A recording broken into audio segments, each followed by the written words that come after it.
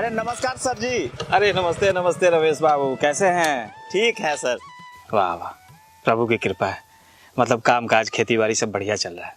जी sir जी, थोड़ा बहुत जमीन है उसमें खेती बाड़ी हो जाती है। अब बाकी बात जो समय मिलता है ना, ये मालिक का मजदूरी कर लेते हैं। बस ऐसे ही जिंदगी चल रहा है। इंसान को जो है ना हर काम दिल से करना चाहिए। जी।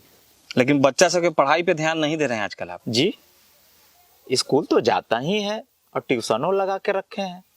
आता है स्कूल सब, लेकिन रेगुलर नहीं आता है। मतलब कि सरकारी विद्यालय जो है ना 250 दिन खुला रहता है साल में, लेकिन ज्यादातर बच्चा जो है ना 150 दिन आता है, और उसमें आपका भी बच्चा शामिल है। बेटा तो हमारा नालायक निकल गया, लेकिन बेटी तो। देखिए रमेश जी, बेटा और बेटी दोनों को पढ़ाना बहुत जरूरी होता है। अच्छा रमेश जी, एक बात बताइए, यदि कोई जानवर आपका आवारा निकल जाए तो क्या करते हैं? उसको खुला छोड़ देते हैं? अरे नहीं सर, उसको नाथते हैं, मतलब सीधा करते हैं। मतलब कि जानवर को सही करते हैं जिसके साथ आपको 5-10 साल रहना है, लेकिन बेटा को सही नहीं करते हैं जिसके साथ आपको पूरा बुढ़ापा बिताना है। और आपकी बेटी तो पढ़ने में भी तेज है, लेकिन उसको आप लोग घर के कामकाज में फंसा के रखे रहते हैं। हम लोग किसान हैं सर जी, खेती बाड़ी का भी काम काज रहता है। अरे उस काम में आप लोग बच्चों की मदद सुबह शाम या छुट्टी के दिन में भी तो ले सकते हैं, है कि नहीं? ये तो हो सकता है। और सबसे आश्चर्यजनक बात बताएं जी, आपके टोले में अगर किसी एक घर में शादी हो रही हो तो पूरे टोले के बच्चे 4-4 दिनों तक स्कूल नहीं आते हैं।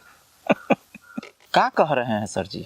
लीजिए, आपको ये भी नहीं पता है कि आपके बच्चे कब स्कूल जाते हैं और कब नहीं जाते हैं। अच्छा ये बताइए, गेहूं के बीज को सिर्फ खेत में गाड़ दिया जाए तो फसल तो बहुत बम्पर होगी। नहीं सर जी, ये कैसे हो सकता है? गेहूं की खेती करने में पूरे 150 दिन लगते हैं। पहले बुआई करना होता है, फिर पटवन करना होता है, फिर खाद मारना होता है। पूरा सेवा करने के बाद फसल होती है।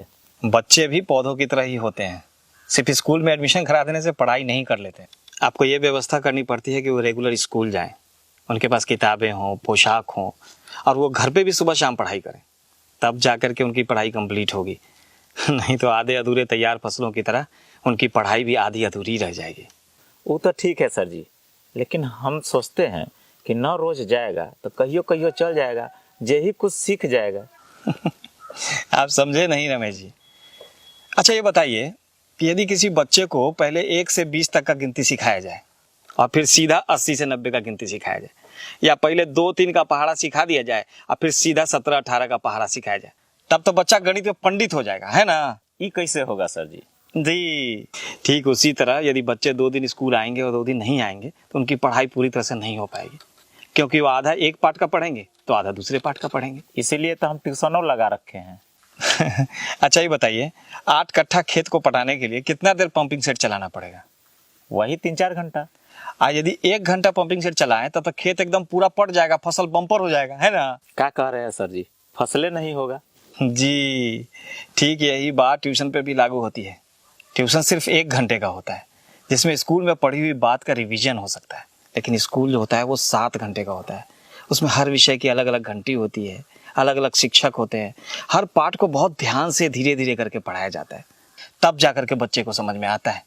लेकिन उसके लिए बच्चे को स्कूल रेगुलर आना होता है। सॉरी, लगता है कि हम आपको भाषण दे दे करके बोर कर दिए, है ना?